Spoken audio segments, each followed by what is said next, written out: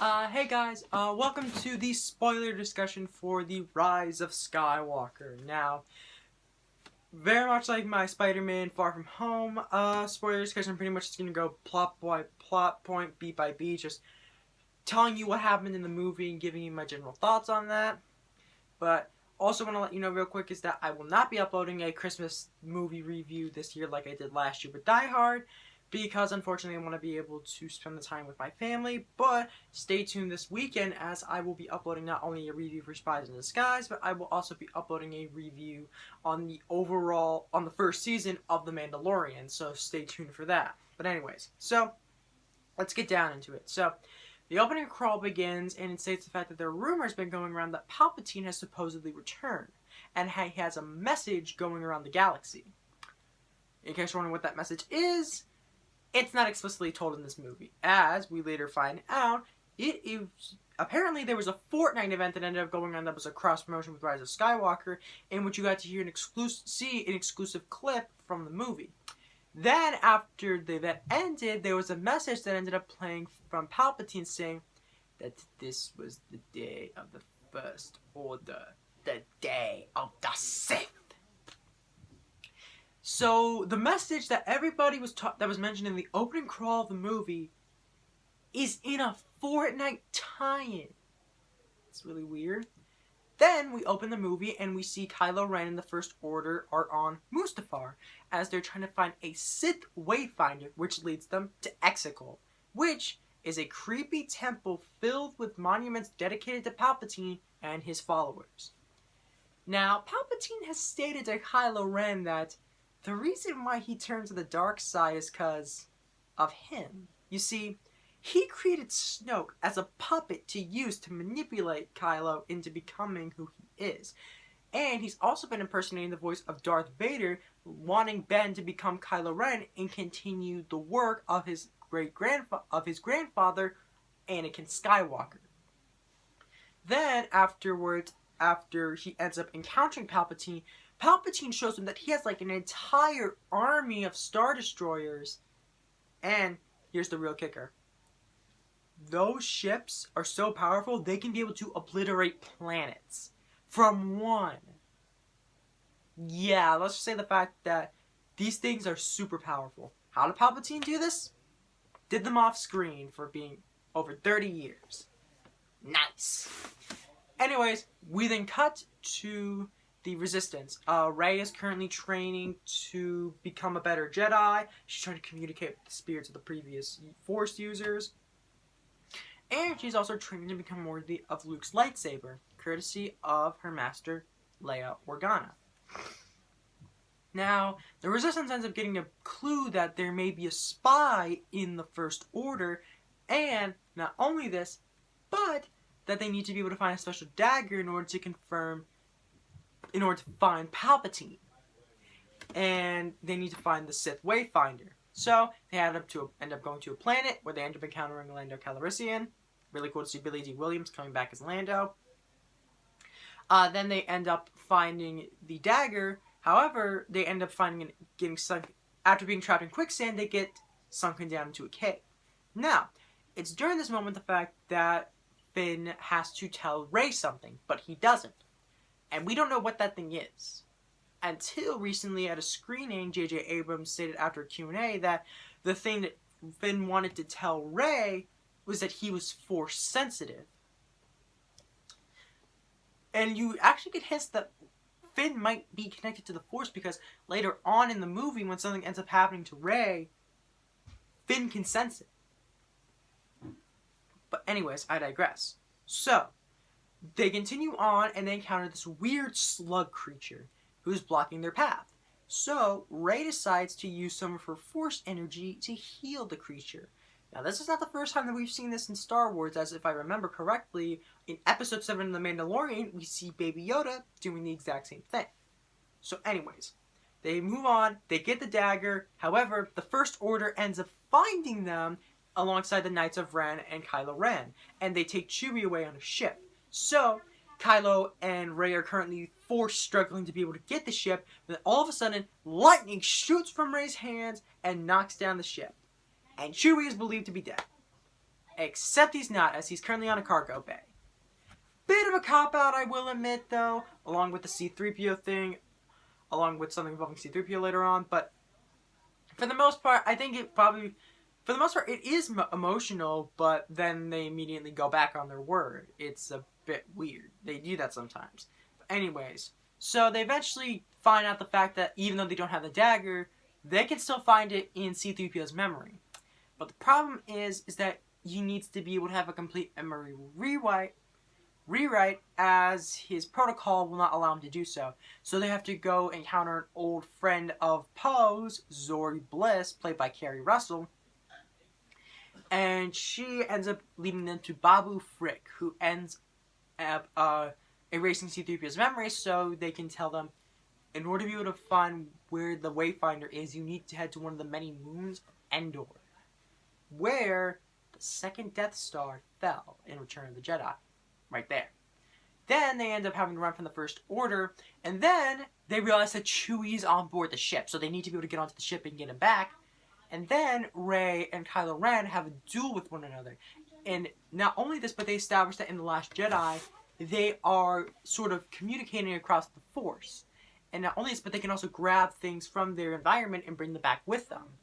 And it's via this fight and confrontation that Kylo reveals to Rey that she's actually the granddaughter of Palpatine.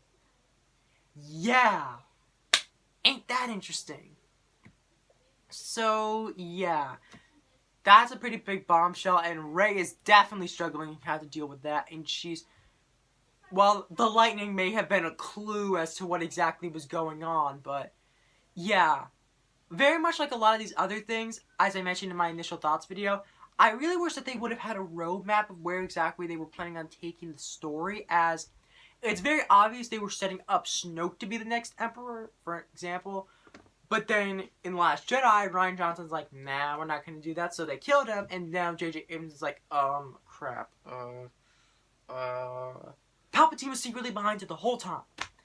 It's a bit weird, but hey, it's actually cool to see Palpatine back because, yeah, Snoke really wasn't all that great. And it only makes sense that the one behind it all is the Emperor.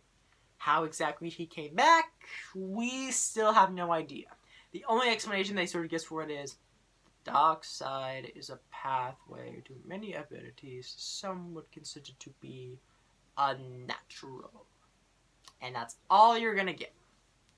Anyways, so they eventually head to the moon, and they do find the piece of the Death Star.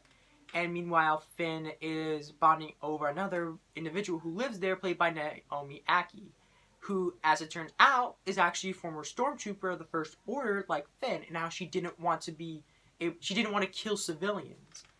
And it's eventually later on revealed that, well, they didn't reveal this in the movie, but it was later revealed later on that she's actually the daughter of Lando Calrissian, because when she was very young, when she was like 1 or 2 years old, the First Order ended up taking her when she was a baby from Lando, and he hasn't been able to find her since. But anyways, so they end up trying to be able to figure out a way, okay, so we need to be able to recalibrate the Falcon so we can be able to get over these tides. But because Rey's desperate to be able to find Palpatine after that big revelation, she ends up going in face first, trying to be able to get back the tides, and ends up encountering a vision of herself, Dark Rey, as many people know. And eventually, you know, they fight for a bit, and it's very much like the cave scene in Empire, in which Luke, when he fights Darth Vader, when the mask blows off, it's revealed to have his face underneath. That's essentially what this kind of was, as she's saying, do not give up your true lineage. Embrace who you are. You are Palpatine. But anyways, eventually Kylo ends up encountering her, and he ends up showing her the Wayfinder, and destroys it. Eventually, both Kylo and Rey have a big confrontation in the remains of the Death Star. And then, with the remaining strength she had, Leia tries to reach out to Kylo one last time. And eventually, she passes away. And Rey uses this opportunity to steal his lightsaber and stab him. However, sensing Leia dying and realizing what she's done, she force heals him and restores him back. And eventually, she realizes that she needs to go into exile, so she takes one of the ships and leaves. AKA, she ends up taking Kylo's ship. And the gang tries to be able to head back to base to figure out what to do next. And then, Kylo was confronted with a vision of a ghost of the past. His father, Han Solo. After his mother dying and many other things ended up happening, and keep in mind, Han Solo is not a Force ghost. He's just nothing more but a memory inside Kylo's head. But anyways, so Han is like, listen, you're no longer Kylo Ren. He's dead.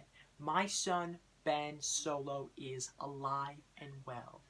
And so, Ben realizes what he has to do. He finally throws the lightsaber away and rejects the dark side and is Kylo Ren no more. And Ben Solo once again. Then, we see Rey has exiled herself on the exact same island as Luke. And as she's about to toss the lightsaber in the fire, we see a familiar hand catch it. And then, we hear this. You know, you ought to give the weapon of a Jedi at least a little bit more respect. And Rey essentially tries to tell the Force Ghost of Luke, hey, I need to do what you do and go into exile. And Luke is like, but I was wrong though. You showed me that. You see, there's a destiny that you were going to confront Palpatine with my lightsaber and another. And he gives her an old lightsaber that belonged to Leia. For you see, she also trained with Luke to become a Jedi. However, eventually things began to escalate and she ended up dropping the whole Jedi thing and sort of just went into politics. You know, and became the general of the Resistance. So, yeah, she didn't really do much with her Jedi career, but Rey is going to use both lightsabers to confront Palpatine. Only one problem though, she doesn't have a ship. But then, we see the old X-Wing of Luke Skywalker being lifted out of the ocean by Luke himself. Something that he struggled to do in Empire, he can finally master now.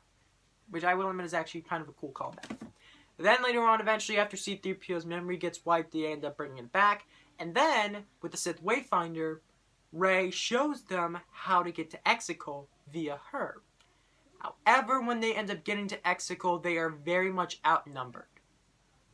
The First Order is pretty much decimating the remaining Resistance fighters that are currently going on. And Palpatine states that Rey will eventually kill him in a great ceremony to bring him back, as his spirit will proceed to go into her as his granddaughter. Which, wouldn't you want to go after your son if you're going to do that? And also, who was the woman that ended up getting lucky with Palpatine? Like, I assume that it was probably during his days when he was Chancellor Palpatine, before the Empire ended up happening, but who on earth is Rey's grandmother, though? That's just, it's a little bit gross. And I also should mention real quick that Rey's mother, in a flashback, is actually portrayed by Jodie Comer from Killing Eve, and she's also going to be in Free Guy, starring Ryan Reynolds and Taika Waititi, which I'm actually really looking forward to. But anyways. So, eventually, Ben ends up coming in to intervene, and yeah, it turns out the fact that with them being both connected to the Force, Palpatine simply was able to use his abilities to sort of absorb the life forces of both of them and rejuvenate himself back to normal. No longer undead, but alive. Then, when you think all hope is lost, Millennium Falcon with Lando saying, hey, more people came. And you see a lot of people there. You see one of the ships from Star Wars The Clone Wars. You see the Ghost from Star Wars Rebels. You see a ton of other ships arrive. Then it cuts to Rey, who's actually not dead, and she proceeds to hear the Force Ghost of Obi-Wan Kenobi saying, Rey, these are your final steps. And you proceed to hear the voices of Mace Windu, Qui-Gon Jinn, Yoda, even Ahsoka and Kazdan, I think is his name. I'm forgetting what his name is, but the point is, they went so far into the lore of Star Wars, they're even drawing in characters from the Clone Wars and Star Wars Rebels. Like, that's pretty... Canon is his name. That's his name. From Star Wars Rebels. But, yeah, and they even got all the original people who ended up portraying them, too. You got Ewan McGregor as Obi-Wan. You got Liam Neeson as Qui-Gon. Frank Oz as Yoda. Freddie Prinze Jr. as Canon. In fact, you even have Hayden Christensen providing his vocals as Anakin Skywalker. And then Rey proceeds to use the two lightsabers of Luke and Leia, and as Palpatine's like, I shall kill you again, for you see, I am all the Sith. Rey simply propels it back with, well, I am all the Jedi, and proceeds to use Palpatine's own lightning against him. And as Palpatine dies, and the Resistance is triumphant. But at what cost? Thousands dead, and Rey among them, as that was the last bit of energy that she had left before passing. But all is not lost. Ben Solo, he still lives, and he realizes that he needs to be able to save Rey, so he uses the Force Heal to save her life. And then Rey kisses him. There you go, Reylo. There's your big moment. But then, Kylo proceeds to fall. Then Ben proceeds to fall on the ground. What we realize is that he gave all his life to save Rey. And we proceed to see him giving Rey the look of, thank you. You saved me. As Kylo Ren, now Ben Solo, becomes one with the Force. And then we cut to Rey. We get sometime later after their victory, as Rey heads to the old farms of Tatooine, where she buries the lightsabers of both Luke and Leia with her own lightsaber. And it's yellow, which indicates that who is skilled in combat and is a master of the Force. And when another farmer states, hey, who are you? I'm Rey. Rey who? She proceeds to look, sees the ghosts of Luke and Leia looking upon her, which I really wish that maybe they could have included the spirit of maybe Ben also there too, because technically he is Leia's son and Luke's nephew, so yeah. But anyways, after they look upon her, she turns around and states, Skywalker. Rey Skywalker. And we see her and BB-8 looking upon the double sunset of Tatooine. And thus, the film ends, concluding the Skywalker saga and the sequel trilogy. For one thing, I am glad the fact that the movies are finally over and that we're not going to get another Star Wars film for at least another good 3 years. And mostly the television stuff has been really good with The Mandalorian, and I gotta check out Clone Wars and Rebels at some point, but I hear they're both really good. But now it seems that with the Skywalker saga concluded, it seems like the future of Star Wars seems to lie on television, which is honestly not that bad. And while I will admit it could have been done better, like, there are still a lot of unanswered questions about this movie. I honestly really did enjoy Rise of Skywalker and thought that what it was trying to do, I thought it did well. Not only that, but the way John Williams is able to incorporate all the music, not only create the new music for this, but also being able to use old themes from not just the original trilogy, but also all the Star Wars music he's ever composed is amazing. The film looks visually spectacular, and the performances from everybody were solid. And I should also mention the fact that Hux actually was the spy, because I completely forgot about that, and he's ended up killed. So, yeah. Completely forgot about that. But to be honest, a lot of people also kind of did too. But yeah, I honestly really did enjoy Rise of Skywalker, and I think it might be my personal favorite of the Disney era of Star Wars movies now. I know a lot of people are probably going to contend, well, Rogue One is technically better, or No Force Awakens is better. Keep in mind, this is my own personal subjective opinion. It doesn't necessarily need to match yours. This is just what I personally think. Do I think that these movies are better than the original trilogy? Oh, absolutely not. do I still enjoy them? Oh, absolutely. I love these movies. I really do enjoy these films. And if they didn't work for you, then they didn't work for you. But if they work for you like they did for me, then, hey, who's to stop you from really enjoying these movies? So, yeah. In conclusion, I really did enjoy Rise of Skywalker. I thought it was a pretty nice way to conclude the Skywalker saga and the sequel trilogy. Could have been done better, but hey, given the circumstances surrounding it, I think it is able to do a relatively decent job. So I'm going to give Rise of Skywalker either an 8.5 or 9 out of 10. I really did enjoy it. I'm sort of hovering toward 9, but then again, 8.5. So for the time being, I'm just going to stick it with a 9, so be it. But anyways, let me know what you thought of Rise of Skywalker down below, and be friendly in the comments.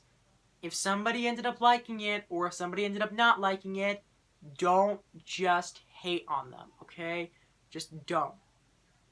Now, I hope you guys enjoyed this video. Stay tuned for my reviews of Spies in Disguise in The Mandalorian Season 1 coming this weekend.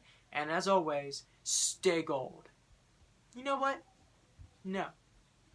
As always, may the Force be with you.